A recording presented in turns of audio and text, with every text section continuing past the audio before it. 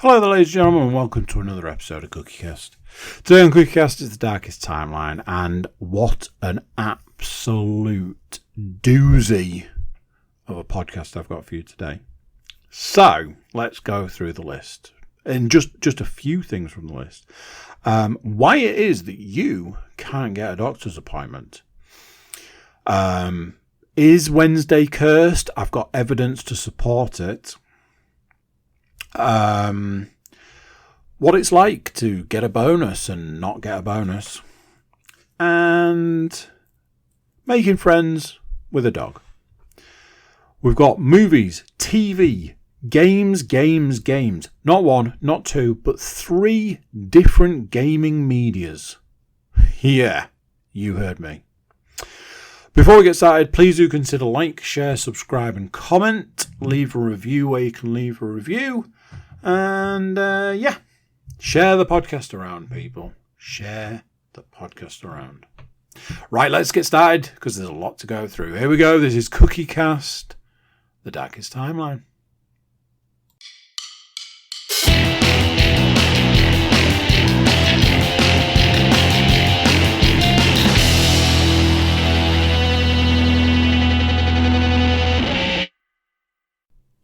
Hello. How you doing? Yep, going upbeat.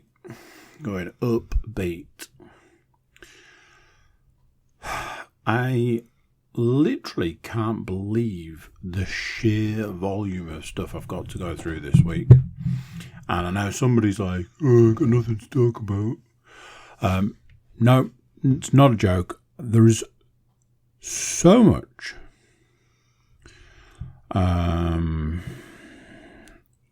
I think I'm hitting everything as well.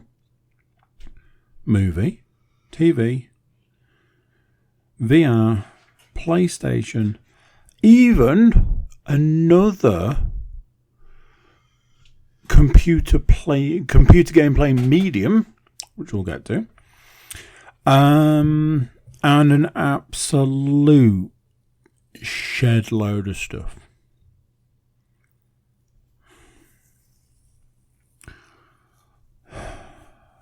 Just making sure it's all...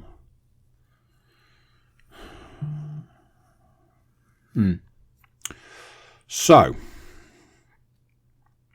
one day last week, I got a message, text message. And it was very urgent. It was very abrupt. It was very... It was from the doctor. And the doctor said, Mr. Cook, we need you to make a doctor's appointment immediately. And I went, oh no. And I'm like, what could this possibly be? What could it be for? What reason for this? Why are they contacting me? And so on and so on. Every possible combination of things for the reason for this abrupt text message. Then my mind goes elsewhere. I'm like, hang on a minute. This is a scam, clearly. You can, because it was like, it was a click on the link kind of job. And I was like, this is a scam. Until I came out of the message and looked at the fact that it was in the message thread, whatever, trail, whatever, from my doctor that I've used for other stuff previously. I was like, that's one hell of a scam. I was like, okay. Right, well, it's got a link. So, if the link wants to take me to scammersrus.com, then the link looked fairly legit. And like I say, it was in my message from the doctors. So I was like, okay, I click on the link. Now I know immediately some of you are like, why would you do that if you thought it was a scam? Because ultimately, my initial thought was it's a scam. And then I was like, it looks legit. And I'm still in kind of a bit of panic mode with the whole you must book a doctor's appointment immediately. It was on like a time scale. It was like you have to do it today. Like, okay.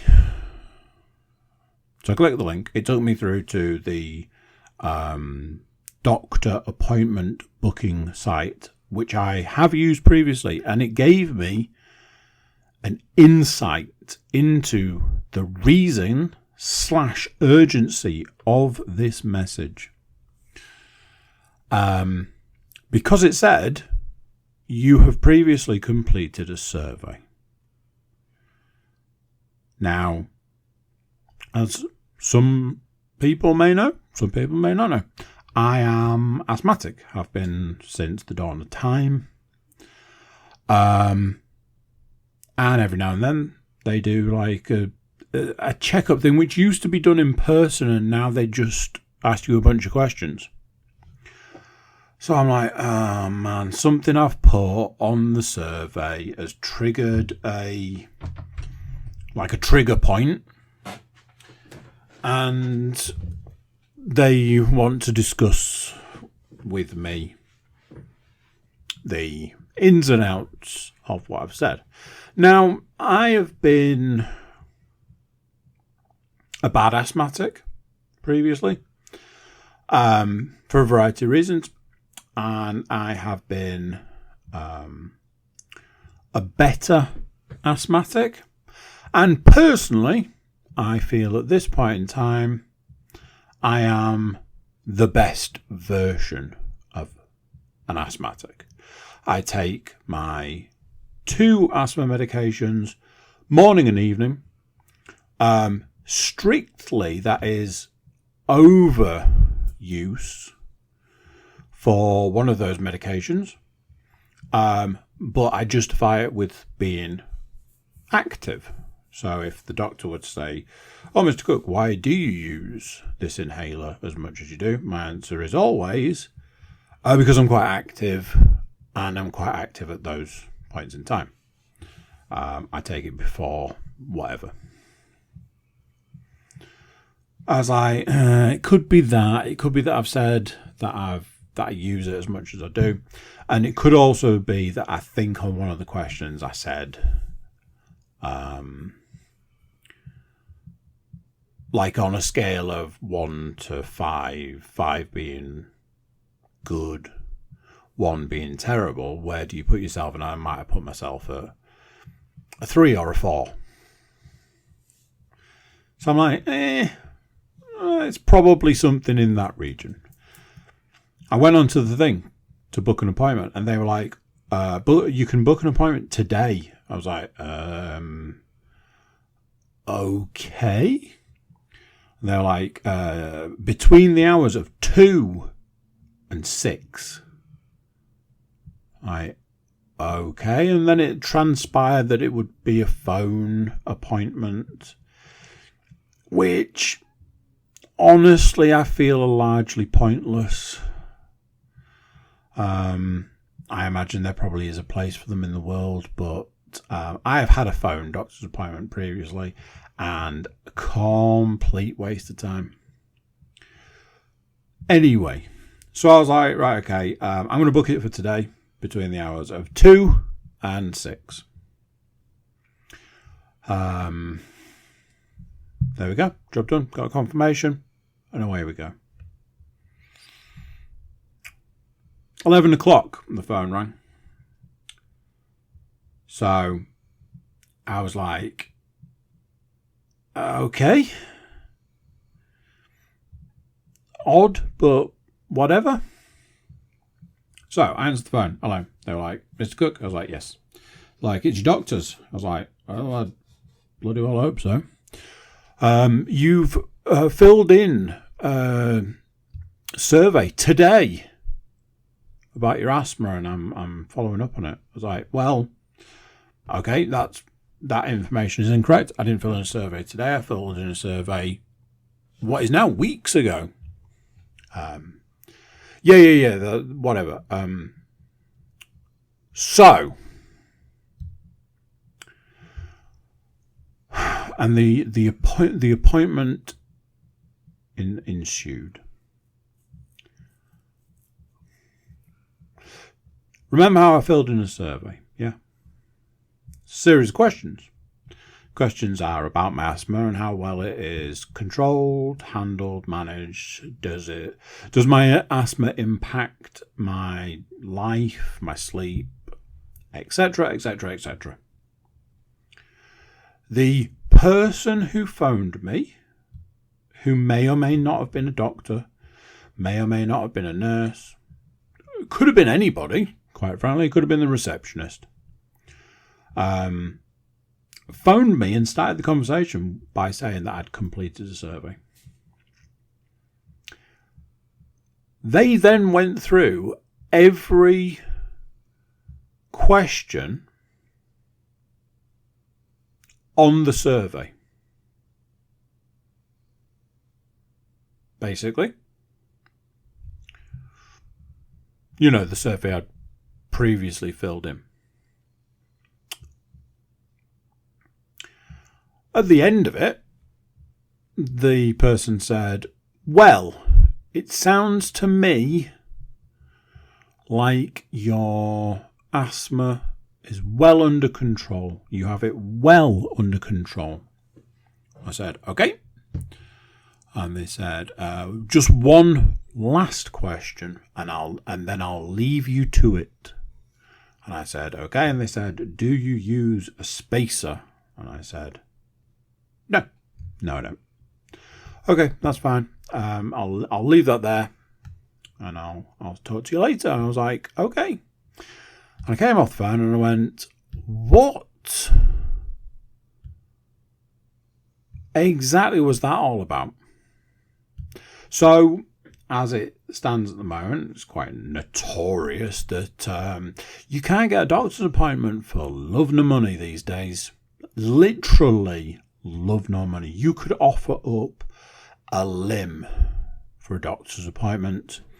That you hear stories about, if you need to get a doctor's appointment, even if it's just something minor, tell them that like a body part's fallen off and you get in the same day, and then just when you get there, tell them it's something else. You know, everybody's got a hack for how to get a doctor's appointment or a prescription when you need one. So you can't get a doctor's appointment for love nor money, yet my doctor deems it okay to ring me and ask me the questions from a survey I've already completed, to then at the end of it go, we don't need to do anything. Do you know when you didn't need to do anything? In the 3 weeks since I filled that survey in. And beyond, that phone call was completely unnecessary. So you're telling me you've got time to ring people to go through a survey that they've already completed, but you haven't got time to see anybody who actually needs medical attention. I don't want to be the guy that says, and you know, I hate to, but somebody has died off the back of that phone call. Because somebody who needs medical attention and who has said, do you know something? I maybe do need to see a doctor, and maybe I'll see if I can get in to see a doctor. And that, you know, that person that doesn't know it yet, but they've got a really short time to live and they're desperately trying to get in to see a doctor and can't. And then, if only you'd have contacted us sooner, we might have been able to do something. You know, that person. Yeah, sorry, you can't have a doctor's appointment because they're too busy ringing me to check my answers.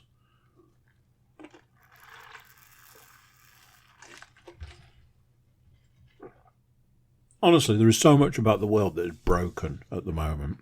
I can't even. Speaking of things that are broken, a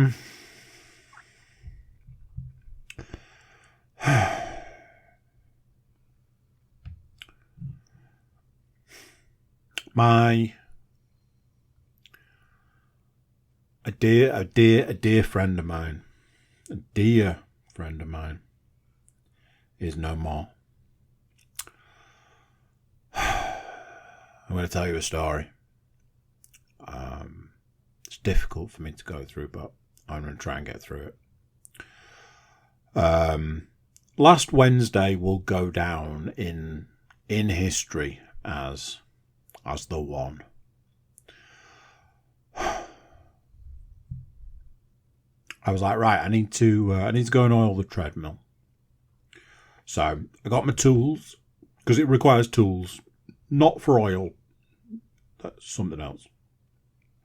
I got my tools and I got my oil. And once a month I oil my treadmill, and if necessary, I tighten the belt. I'm trying to get it. I've been trying to get it to once every couple of months for tightening the belt, because I don't want to over tighten or need to tighten it too much. But I oil it every month on the 20-something of the month. So I take my tools and I go off into the gym, and I oil the belt, and I set the treadmill off running, and I just give it a quarter of a turn of a tighten on the belt. There was a point, at one point, there was an ever so slight slip of the belt. I was like, next time I'm doing the maintenance, I'm just going to give it a little tighten. So that's what I did. And then I stopped the treadmill and I got on it. And the way that I basically bed in the oil is start the treadmill low and walk very slowly, side to side, backwards and forwards, up and down the running surface, as it is known, to spread the oil around that I've put on. And that's that. In the process of doing this, I was like, the incline's been a bit funny recently. It's not sounded right. It's, when you just know something just doesn't quite feel right. So I was like, while I'm just walking on it, I'm just going to give the old incline a try. So I put the incline up, and I put it up a bit more, and I put it up a bit more. And I was just basically putting it up a little bit, every now and then. And I looked down and I went, what the hell is bulging out the back of the case? And as that thought went through my mind, the case basically exploded. No, not quite, but it popped off. And I went, whoa, and I pressed the stop button. I was like, what's going on here? I'm like, well, that's just absolutely fantastic. So I went about trying to get the case back on. Got Leanne to come and help me. She was like, I've managed to get it on, but it's not secure because part of the case is cracked. I'm like, awesome. Thinking back to when I bought the treadmill, and one of those things where initial reviews were like, hey, this treadmill's great. I love it. It does exactly what I want it to do. It's reliable. It's all the things you could possibly want from a very expensive item. However, there were a series of reviews that talked about people who had had problems with the treadmill, and when they tried to look at getting it fixed, repaired, replaced, or any of that, they talked at length about how terrible the customer service was. Now, I work on the principle that it's out of warranty from where it came from. So I'm like, I'm going to have to go back to the company itself. So at this point in time, treadmill is broken.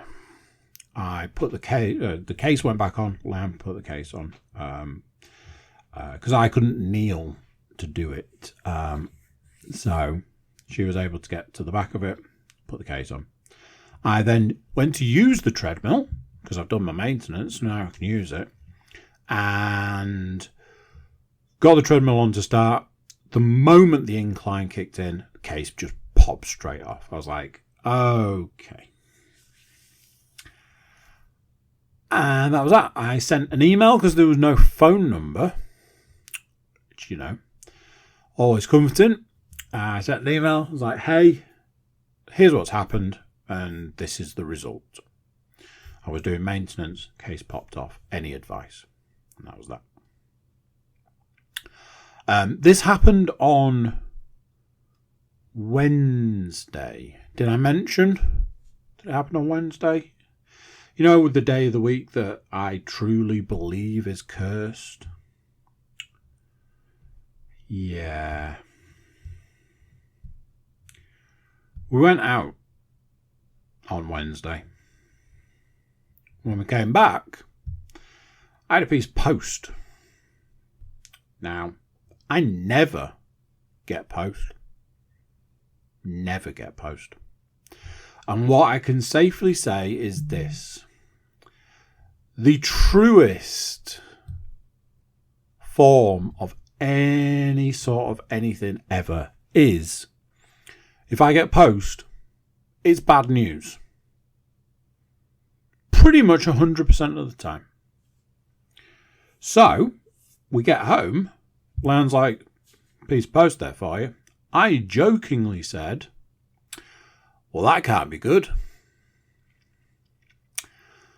I opened it to see the words notice of charge. And I went, this ought to be good. So I yanked the letter out from the envelope and very quickly realised that it was a parking fine. Oh, sorry. It was £100 parking fine.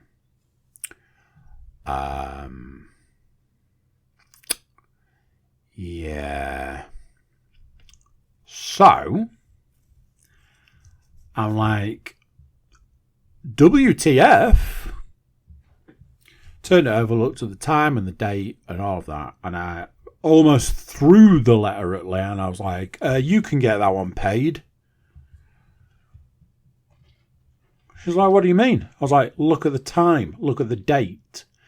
I'm like, it is clearly you who has used the vehicle, you who have parked in a car park, and you who have left it there too long. She then looked at the time and the date and the place and went, yeah, it wasn't me, it was you. Like, fuck. She's like, yeah, remember that day that I kept telling you to not leave the car in the car park? Yeah, it was that day. I was like, oh, for fuck's sake.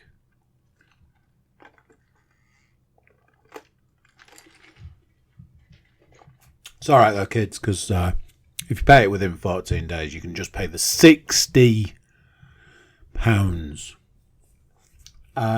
This was a point in time where I'd literally the day before had a conversation about how it was bonus month, and I'd done all my maths and my sums, checked them all, double checked them, triple checked them, and realised that even though it was bonus month, I was actually worse off.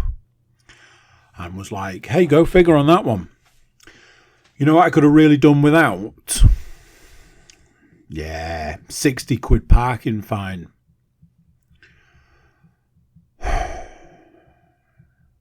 So that's 2 for last Wednesday.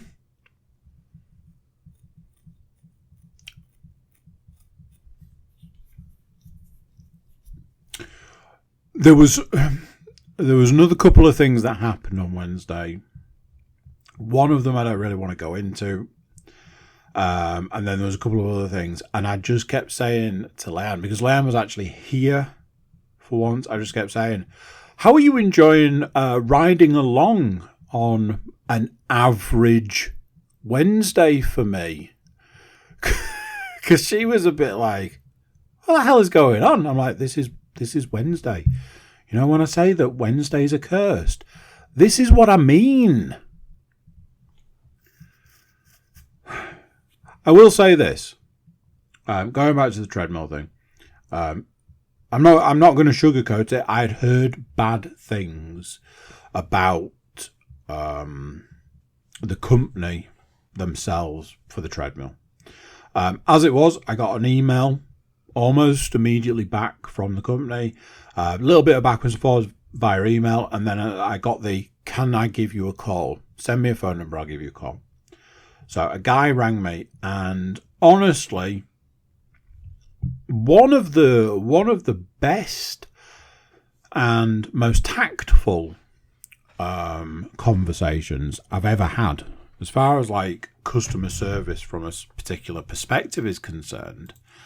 Cannot fault it at that point in time. I'm just gonna.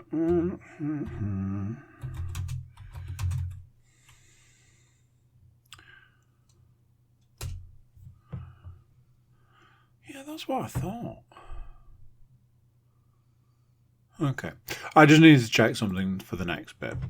So, I had a conversation, and the guy was like, "Can I ask, is the treadmill being used for home use?" I was like, "Yes, it's in my house." It's like, "Okay, it's just sometimes people buy these and then they use them for commercial use." I was like, "All right, well, no, that's not what I'm doing." Like, okay, I only have one other question, and it's a delicate question.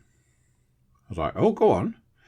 It's like, "Can I ask, is anybody in the household who uses the treadmill close to the weight threshold for the treadmill?" And I was like, well, I'm not going to mix my words on this one. I was like, yes, I am.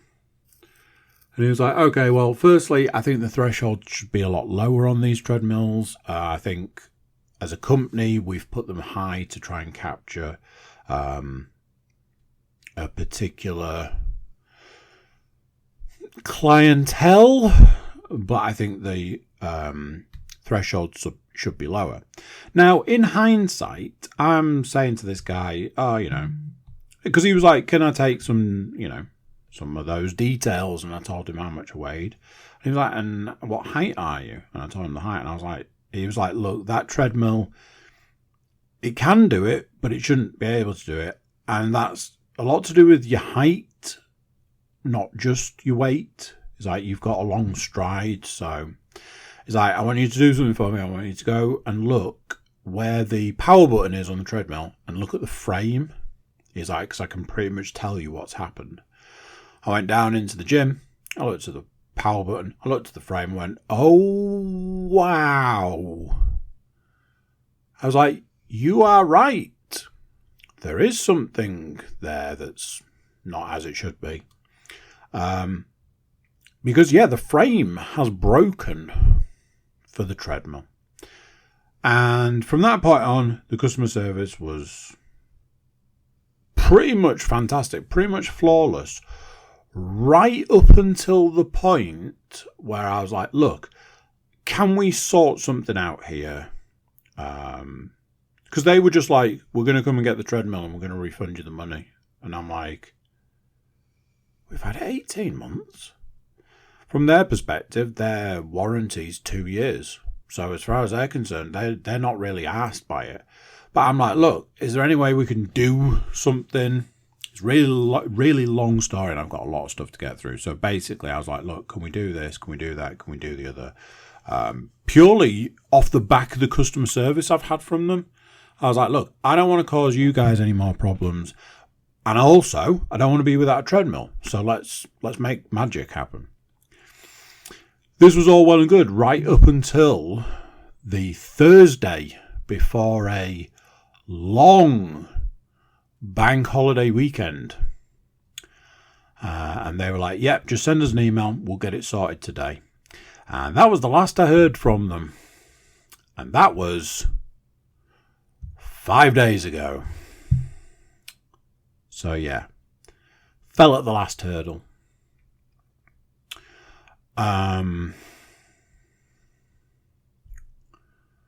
So, a new absolute favourite thing of mine, pardon me, is, you guys know, go onto the YouTube page for the podcast. Somebody at some point commented to say, hey, this guy really likes adverts. I don't think it quite said that, and obviously it references something that's synonymous with the podcast, which is I can't stand adverts. A new favourite thing of mine is adverts in podcasts, and a new favourite thing of mine is how we're trying to seamlessly merge adverts into podcasts. I could do an entire podcast on advertising in podcasts. That is no joke. I could do a 1 hour podcast on advertising in podcasts. My new number one absolute favourite has to be something that happened whilst listening to a podcast the other day. Now, I'm not going to say who was on the podcast. I'm not going to say anything about the guest. I'm not going to say whose podcast it was. I'm just going to say this. I put a podcast on. They did an intro. The intro was in the region of about 90 seconds. Okay? Most podcasts of a particular... How do I word this? Basically, if you are a famous person and somebody has said to you, hey, you should do a podcast, they're of a particular ilk. They're all about an hour long. They're all very similar, let's say. 4 minutes into this podcast, there was an advert. Now, as I said, the intro to the podcast was 90 seconds. So the podcast has been on for 2.5 minutes. And there was an advert.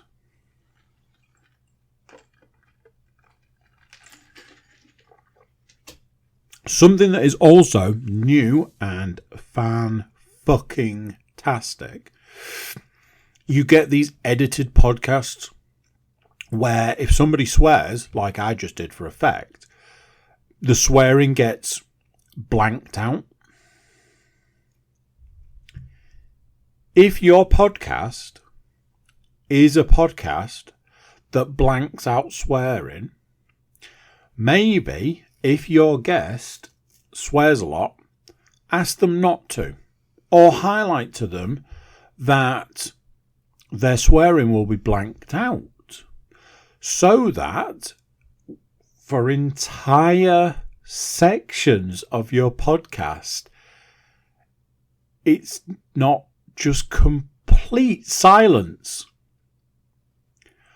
Honest, I listened to this podcast the other day. There was an advert 4 minutes in. Not the only podcast. Not the only advert, obviously. 4 minutes in. And there was entire sections of the podcast that were just complete silence. Because the guest was swearing that much. And they had to blank out that much. There was just silence. The majority of the rest of it was practically illegible because You didn't have a clue what anybody was talking about because it was all blanked out. Honestly, and I've been thinking a lot about this, and I imagine that there's somebody out there that's like, you're only jealous because you don't have any advertising. You're only jealous because you don't put adverts. Well, for your information, that's only partially true. We were offered advertising. We've been offered advertising. I'm still on the fence about it and haven't made a decision about said advertising. But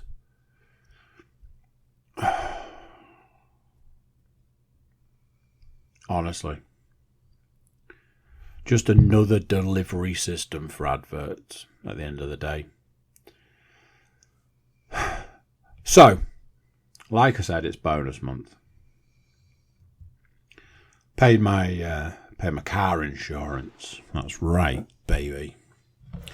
Paid my pet insurance. Yeah, boy. Paid for... Gonna have to look at my list. Look. Bought some dog biscuits. Bought some hay fever spray. Bought a knee support. Put some money aside to pay for my vet visit, which is going to be just and also put some money away from May, because May is the worst month known to man, because of the fact that every single human on the face of the earth was born in May. You know what I didn't do with my bonus? Anything fun. At all. I am not complaining. It is very nice and very fortunate to be in a position to be able to pay the bills. It is nice and it is fortunate to not be, oh, I need to pay this and I don't have the money. It's nice to be in that position because, honestly, last year sucked beyond belief. Does it feel great to say, well, I got my bonus and I did nothing with it? I think, you know what I mean. I didn't do nothing with it. I did nothing fun. Yeah, it's kind of sucked. I, in the end, had to rebel against life, I guess. And I bought a computer game. And I felt so proud of myself because I really geared myself up, and it took me weeks to gear myself up to buy the computer game. And I did it, and I was real proud of myself. I spent a whole £30 English on a computer game. And it was available on Amazon Prime, and I was like, there we go. I'll order it today. It'll turn up tomorrow. And it didn't. And I was like, what? What happened there? It's like, oh, it's coming on Sunday.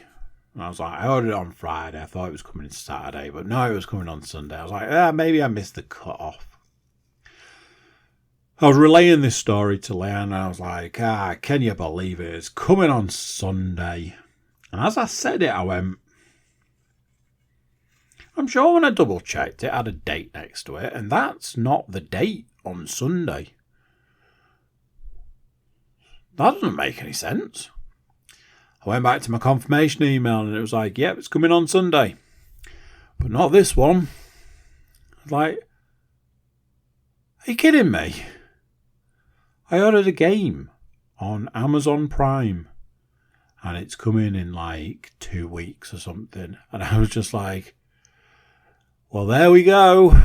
Happy bonus month. I wrote something down on my list because it just amused me to no end, which is ironic because it's about comedy. See,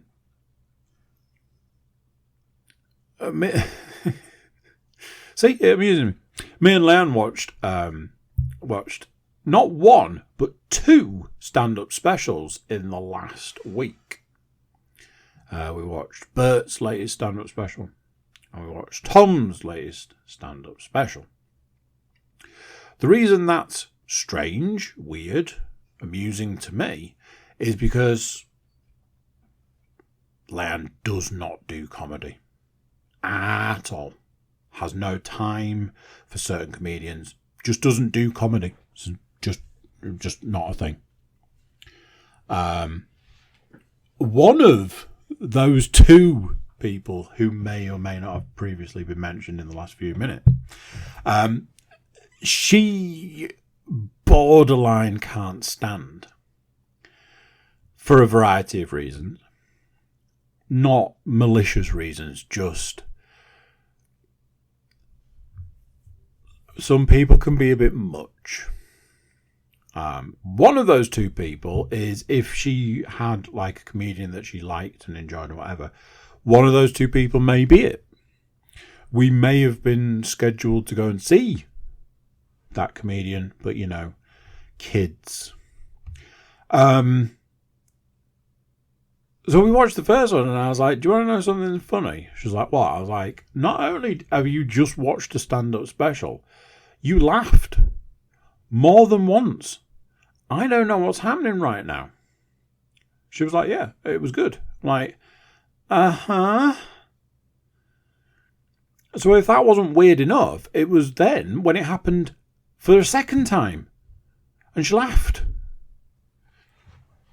The only other time I am aware of her watching a stand-up special and enjoyed it is when I had one of the darkest stand-up specials ever on and expected nothing of it. I just had it on. It was kind of in the background. I think I was doing something and had it on in the background. So I just had it on. And there was the point where I was like, what is that sound? And then I realised that she was proper laughing at this stand-up special. And I was like, jeez, that's dark comedy. She was like, yeah, it's great. I'm like, what is happening? I even think I had spoke about it on a podcast years ago where I was like, I don't know if I should be worried. I thought I had like fear for my life because of this whole, she got this major kick out of this really dark stand-up special. But yeah, it's proper amused me that I'm like, after all this time and all these years, that all of a sudden she's like, yeah, let's watch stand-up special. And then she like laughed at it. I'm like, okay.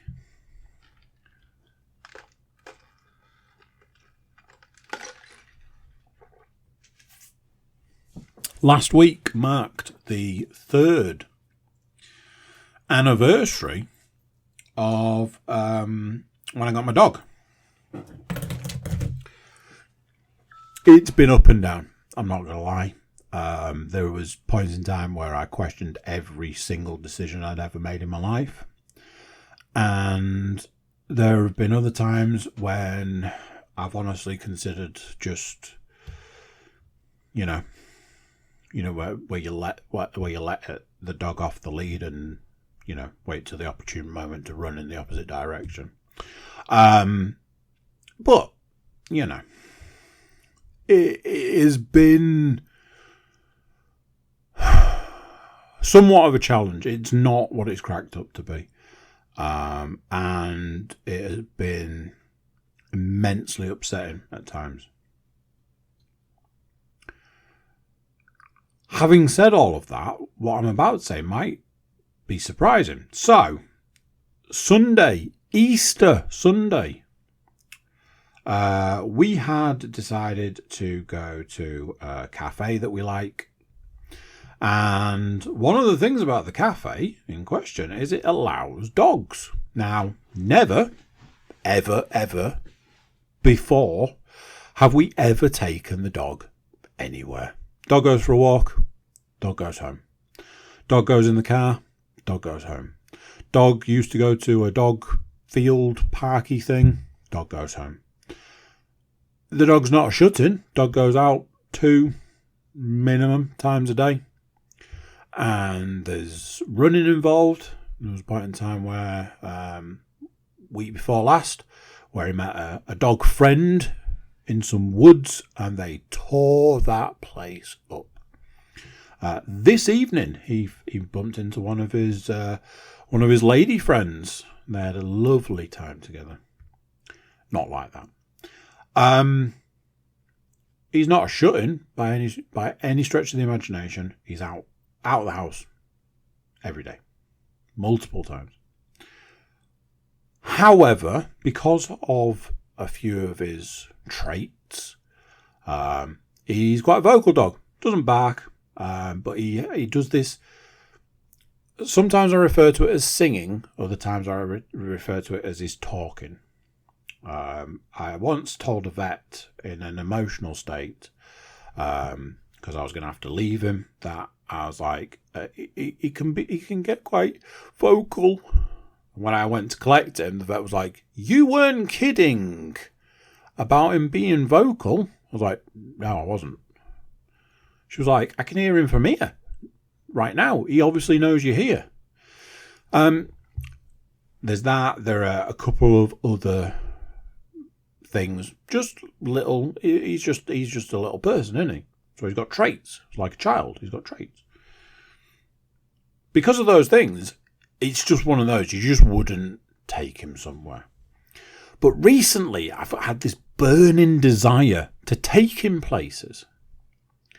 And my youngest daughter had apparently mentioned Saturday night about whether we were going to take the dog with us on Sunday. Leanne's like, "Absolutely not." She mentioned the conversation to me, and I was like, yeah. But it played on my mind, and I was a bit like, but why not? The place allows dogs.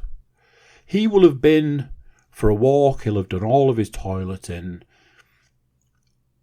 We're never going to know. We're never going to know unless we try.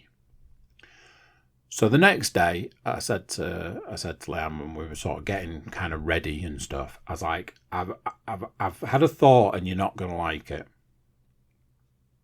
She was like, "All right." I was like, "Yeah, I'm wondering about taking the dog with us." Her response was, "I ain't taking the dog anywhere." I was like, "Well, no, you wouldn't be. I would." And it was very much one of those, it's kind of on you. And I was like, look, the absolute worst comes to worst, he goes back in the car and he has to wait until we go home. So, I geared myself up. I knew what I was going to do. I was going to get him there. I was going to get him out. I was going to let him have a sniff around. And then I was going to basically take him for a bit of a walk down by the river. And that was kind of that, really. That was my plan. Take him for a walk. And then we'll see. Past that, that was it. And that's basically what happened. We got there. Opened the car. He jumped out and he was like, "What is this? Where are we? Why are we here? What's going on? Wait, are you going to leave me?" And he was just like, he does this thing. And I say to him, I'm like, "Can you hear yourself? Because you sound like a serial killer." Because he does this real deep breathing, this fast breathing. And it's quite wheezy. So he sounds like, it's very like in dog version.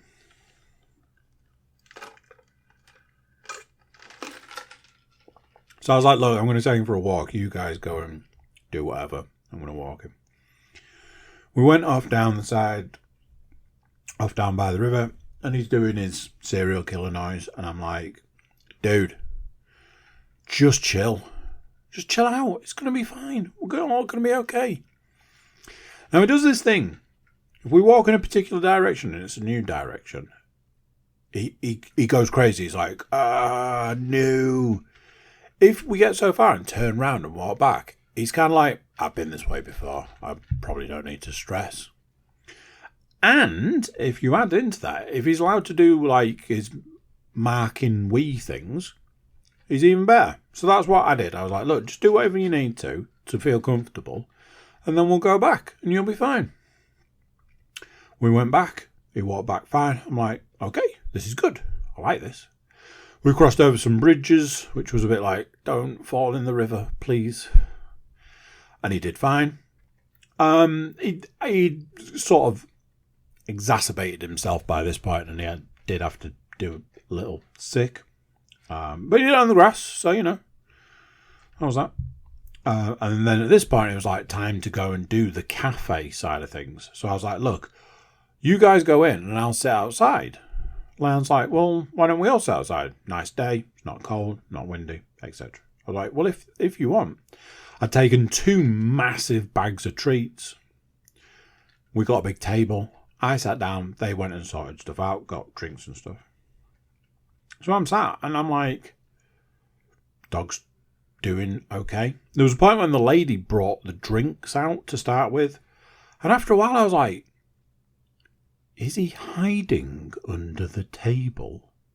Because he kind of like drifted under the table and I didn't think too much of it, but then didn't come out while the lady was there. I was like,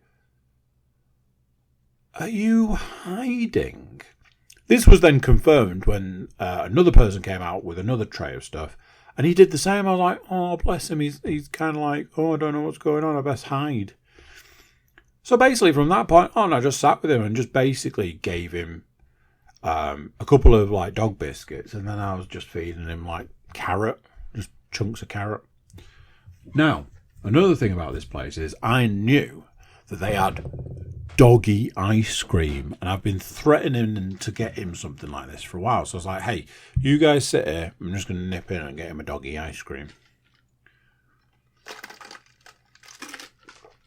Go in, grab a tub of ice cream, come out, give him it, he absolutely loves it. And honestly, the whole thing could not have gone any better, I don't think. It was a really nice time, it was really good. There were other dogs there. And yeah, he wasn't happy about it. Because he likes to go and say hello. But he was fine. And then we went and got in the car and I put him in the car. And I said to him, I was like, you've done really well there. I'm really glad that I brought you. And I think it's made our bond better. I think it's made us have a better bond. It's nice. I'm going to try and take him other places now. It's Bank Holiday Monday today. Like I said, Easter weekend, so double bank holiday, blah, blah, blah, blah, blah. I had an interesting thing this morning because with it being Bank Holiday Monday, I had the opportunity to go and climb, which is not a thing normally. I was saying, I'm not entirely sure I've ever been on a Monday before. Think in hindsight, that's not necessarily true, but it certainly won't be. It's not like a regular thing. What I was supposed to do was get up, run, walk the dog, and go to climb.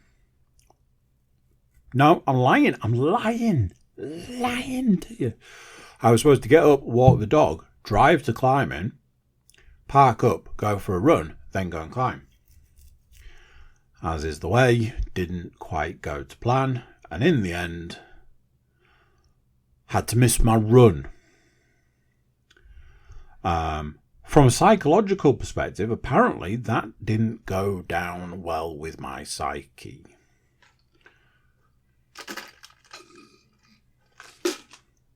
I go into climbing and bash out all the ones that I know I can do straight off the bat, get nicely warmed up.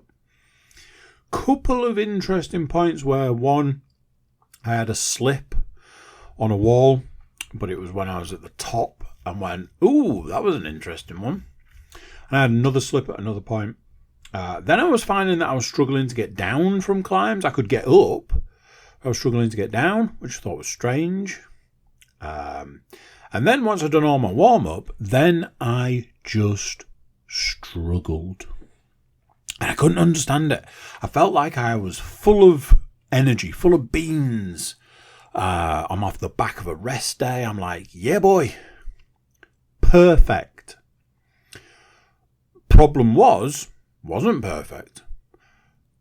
Didn't seem to have the ability to do harder climbs, even though I weirdly felt like I was jam-packed full of energy. It was weird. In the end, an hour and 10 minutes later, I bailed on the whole thing.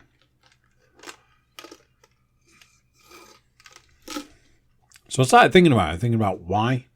And I was like, I think from a psychological perspective, what's happened here is my body has gone, you were supposed to get up and run this morning, right? Like, yeah, I know, I am aware of that. It's like, well, here's a fun one for you. Because you didn't, I'm not going to do what you want me to do. I'm going to rebel. And that's what I think happened. It was weird. I've never experienced anything like it. Like, I'm there going, I'm going to go and do this, and I'm going to do that, I'm going to try this and try that, and I'm really going to put a load of effort in, and I'm going to crush this one. My body was like, no, you're not. And then it just didn't happen. I'm like, this is weird.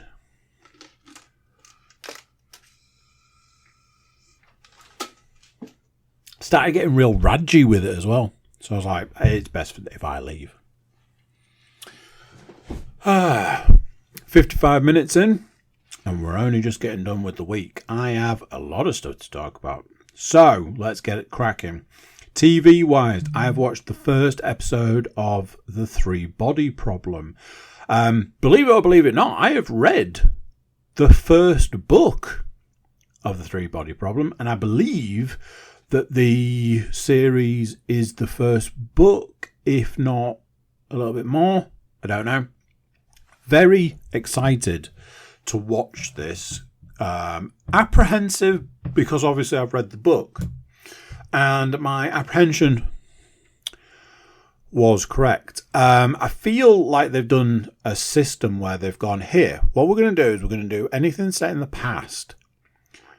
A carbon copy from the page to the screen. That's what we're going to do. Which then allows us to whitewash the rest of it.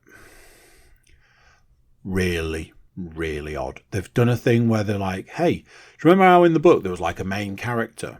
Well, we don't want to be tied down to one main character, so we've given you several main characters. Okay, but all the things that those people are doing were all done by one person in the book. So that side of it's weird. The fact that so far it's been set in London. Yeah, the book's not set in London, let's put it that way. So, yeah.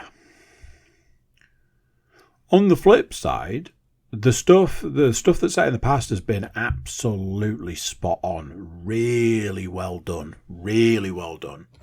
And if you smush all of the other stuff together, you have essentially got the story. Just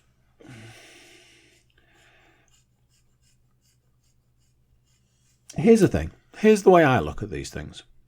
From my perspective, if you are doing a TV series from a book that is super popular and really well done, why change it? What is the reason to change it? Just do it as it is in the book. Simple. One of those things that, yeah, watch the first episode. I've read the book, Leanne hasn't, so there's that side of things. I asked her what she thought from her perspective. It was very much a kind of, I enjoyed it for what it was. And I'm like, cool. It's not like it is in the book. And I don't want to be that guy. I don't want to be like, well, this is not like it is in the book. Yeah. So I'm a little stuck between a rock and a hard place on that one. It was good. I enjoyed it. I will watch more. Things I would like to watch less of, on the other hand, I watched the Roadhouse remake, reboot, rejig. I've spoken about this previously. I believe that Jake Gyllenhaal is in far too much stuff.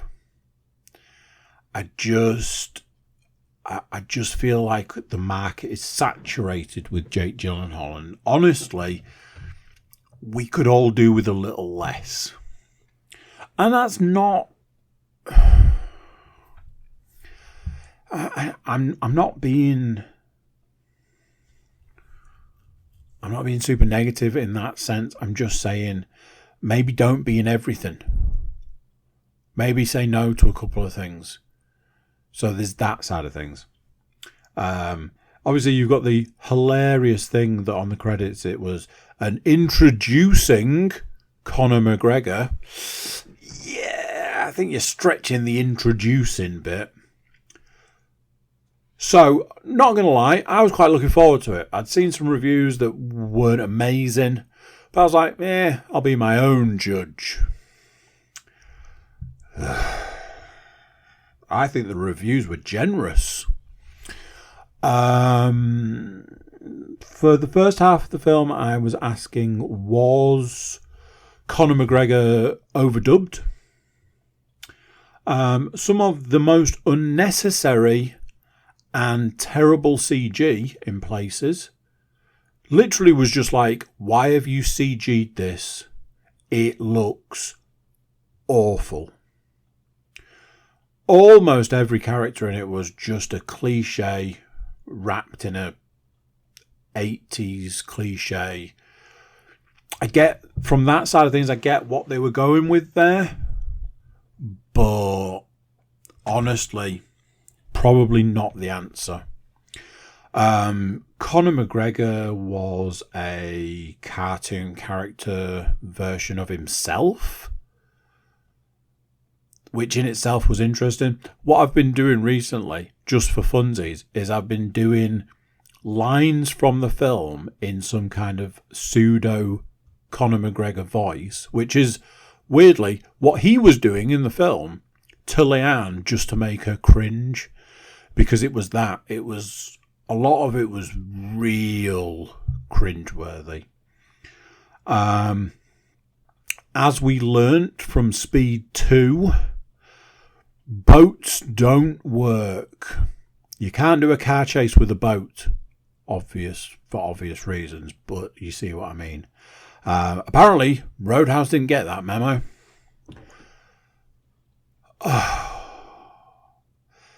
It's another example of a film where I've spent 80% of it questioning every single decision the film made. At every point where the film had a crossroads, should we do this or should we do this? Should we do the right thing or the wrong thing? 100% of the time, they chose the wrong thing. It is absolutely set up for a sequel. However, I've already been told that apparently there is a TV series in the works or on its way or something like that. Honestly, it absolutely reeked of that by the end. And it was like, we don't need more of this. It was bad on a real interesting level. It was bad.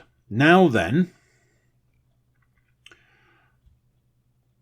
going back to my original statement about how Jake Gyllenhaal is in far too much stuff these days, I seem to do a lot of stuff where I review films that Jake Gyllenhaal's in, and a lot of the time I'm saying about how the film was terrible. I wonder if there is a connection there. ironically, between Three Body Problem and Roadhouse, brings us to, oh, that's right, Ambulance, a film that was not good. The lady from Three Body Problem was in Ambulance, and so was Jake Gyllenhaal. Coincidence? I think not. So, yeah. Would I recommend it? No. Can I recommend it? No. Was it terrible? Yes. The fact that it's like number 1 on Prime is purely just morbid curiosity, I can only presume. Yeah. Terrifying. Just wow. It was awful. One thing, there was one redeeming factor about that film. There was like a henchman kind guy that he was just funny. And he was the entire entertainment in that film.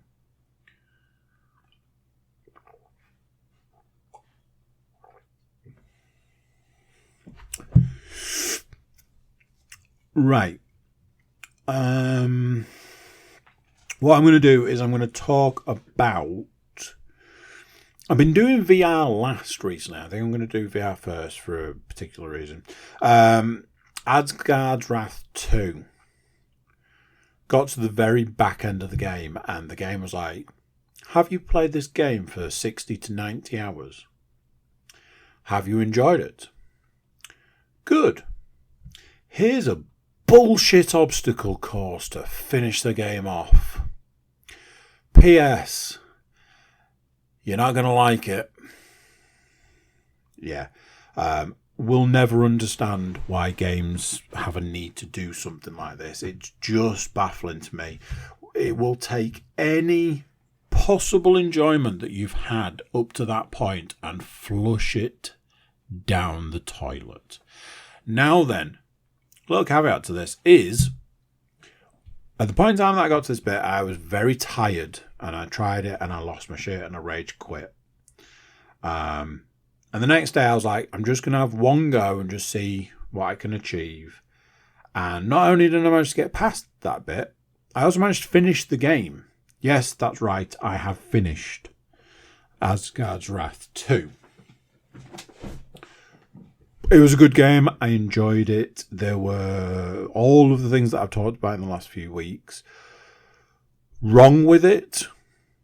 I could have really done without all the horseshit at the very end of the game. So, yeah, could have done without that. All in all, it's a good game. There are points where it's a great game. One thing I will say that I found to be interesting, when you get to the end, this isn't necessarily a spoiler, but if you're intending on playing the game and you haven't yet, you may want to skip this bit. At the end of the game, you are asked, of all the characters you've played as up to that point, of all 4 characters, which character's weapons do you want to go into the final battle? Now, it asks you this twice. On 2 separate occasions, it says, which character's weapons do you want to use to fight this person? And then a little bit later, which weapons do you want to fight this person? On both occasions, I picked the weapons from the first character in the game. And weirdly, I feel like that said a lot. There are 4 playable characters. And if I'm going back to the first one, it probably means that each character fell short past the first one. Which also means that 3/4 of the game you're playing as characters that just aren't as good as the first one. Which in a lot of ways I'd hope would kind of get addressed in some way. They weren't bad. One of them I didn't overly enjoy. One of them was kind of cool, but their weapon was not a firm favourite in a sense, even though I got used to using it. One of them was kind of cool, but also added my least favourite computer game mechanic. So, you know, there's all of those things intertwined. It was a good game. It could have been great. I'd probably give it a 8 out of 10 finishing score, I think. I think that's generous. There were points where it would have screeched in sideways with a 7, and there were points where it could have gone as high as a 9. I don't think I agree with the 10 out of 10s that it's got pretty much everywhere. I am also glad I didn't pay for it. It was I'm sure it was 45 quid or something when it came out. Short version is I got it for free when I upgraded my Quest. And I'm glad, even though I got so much gameplay out of it. I think the points in the time that were getting, where it was like getting punched in the face with a wet fish, those were the times that I would have begrudged paying that money for it. Because there was a point in time where I was considering buying it. So, yeah. It has left me in this bit of a predicament. I don't really know what to play on the VR at the moment. I've had this real good run of stuff from the VR perspective, and I have got stuff that I do need to play. But when you invest a large amount of time, effort, and everything else into a game, when you finish it, it kind of leaves you a little bit empty. I've seen there's a psychological theory about why you can't move on from a TV show to watching something else immediately. And it feels a bit like that. I've played a couple of things, and I've got a couple of games on my list of, I never finished that, I never played past a certain point, so I need to address that. And I think it's just about sort of getting back in the groove. So, yes. Now then, earlier I alluded to something. I have been having a conversation with a friend of mine, a podcast alum, about the variety of portable PCs that are out and about, most famous of which being the Steam Deck.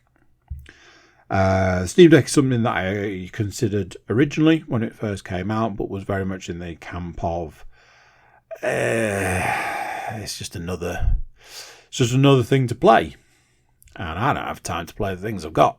And it was at the point in time where I was just about to start getting back into the Quest, and also just about the time where there were actual computer games to play, console games. So it was a bit of a, in an ideal world sort of thing.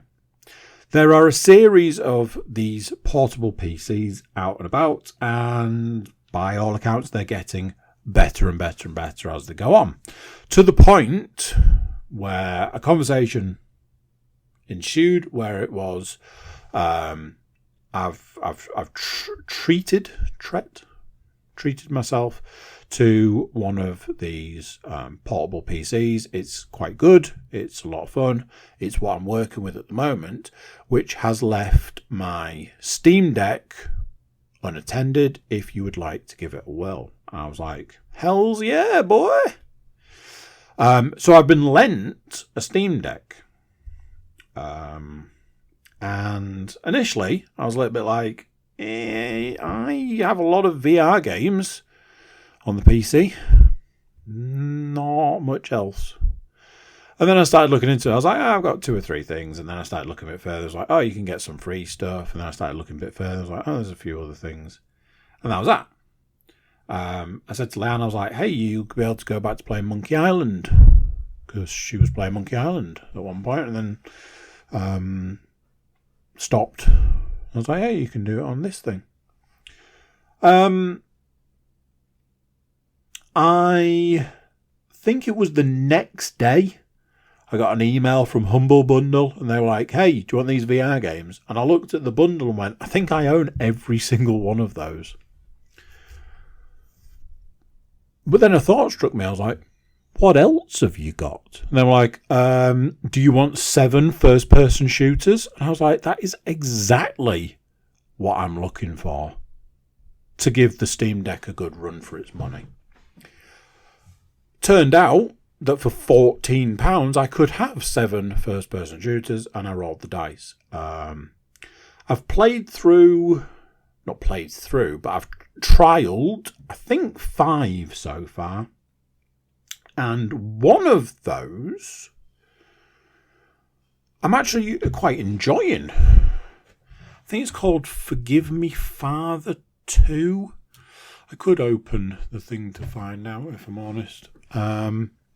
It's set in like a HP Lovecraft kind of world. First person shooter, shoot guys, bit puzzly as well. Not like solving puzzles, but like you need a key to get through this door, go and find it, and you have to go through the level looking for the key kind of thing. It's been good, it's been enjoyable. I was playing another game that I'm really enjoying, but could not for the life of me work out how to invert the controls. So I had to play it inverted, which I'm not very good at. Turned out when I was inverting it, I was inverting the mouse part of the Steam Deck, which I didn't realise and personally can't really use. So I'm a little bit disappointed with that side of things. That is one of the downsides. Often you'll buy a game or put a game on and it will tell you all of the things that game can't do on the Steam Deck. Some games you put on it and it's like, this game is not supported at all on here. So you've got that to look at. Couple of downsides. One that was explained to me early on, and I absolutely agree with. The more you play on the Steam Deck, the more your hands start tipping backwards, because ultimately you're holding something that is light, but over time, not that light. Some just weird feature. It doesn't tell you when it's charged. It just tells you that it is plugged in. So you get a white light, and that white light never changes. And I just kept leaving it on charge, not realising that it didn't tell me when it was fully charged. So it was a bit like, oh.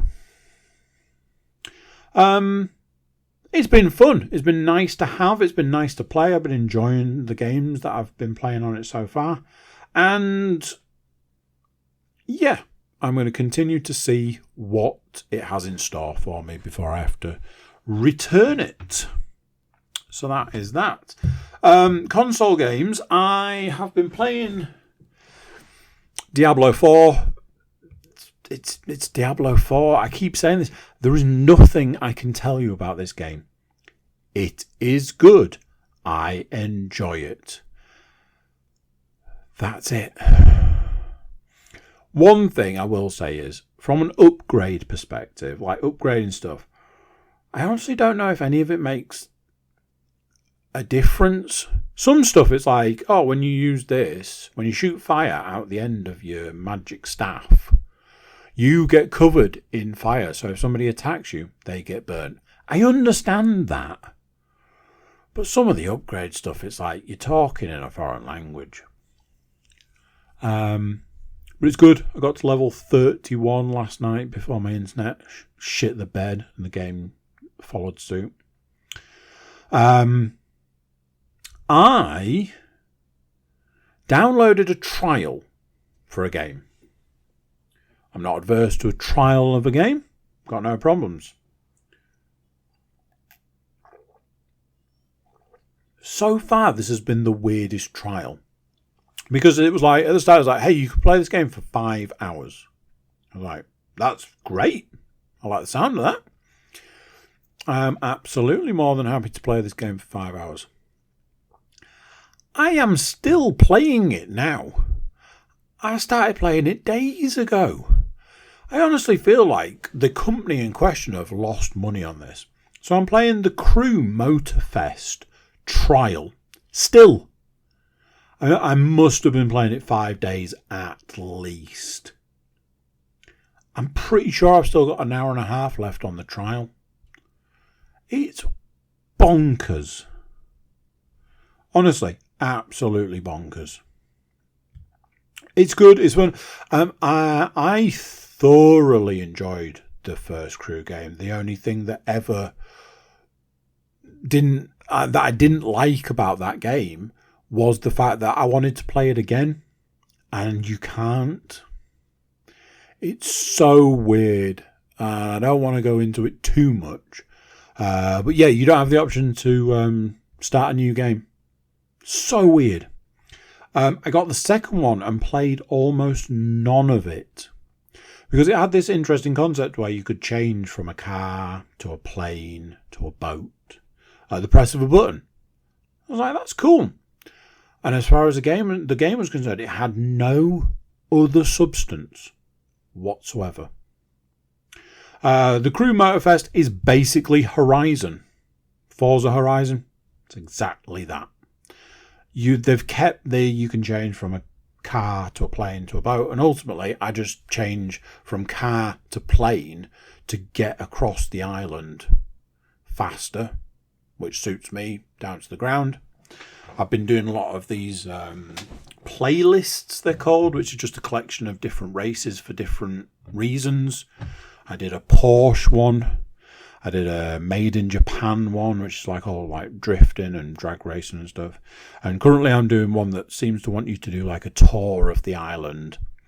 Not super enamored with that side of things, but honestly, I feel like they're losing money on this because there must be so many people out there who have who have got the trial, played it for 5 hours, gone, that's great, and didn't buy the game. So, gotta have been losing money on it. I just think I'm some sort of bandit. I'm like, yeah, I'm winning on this one. So yeah, I'll keep you posted because, like I say, I've got a little bit left to play of that. So yes, there we go. That, again, another bumper episode is the podcast. Thank you for listening. Thank you for watching. And yeah, I'll catch you next time. So there you go. My word, what a podcast. Honestly, I think I'm going to have to start splitting them into two. 2 a week. Let me know. Hit me in the comments. Say no, don't do that. Big thank you for watching. Big thank you for listening. Big thank you for being here. Before you go, please do consider like, share, subscribe and comment. Leave a review where you can leave a review, which is pretty much everywhere. Tell everybody how much you love it. The podcast, that is, not that other thing. And check out the website, thecookiecast.com, newly minted, thecookiecast.com. There we've got social media links and an email button for you to get in touch with us. That's it. That's it for this one. Till next time, I'm going to say bye, and I'll see you then. You've just listened to another episode of Cookie Cast. Thanks for listening.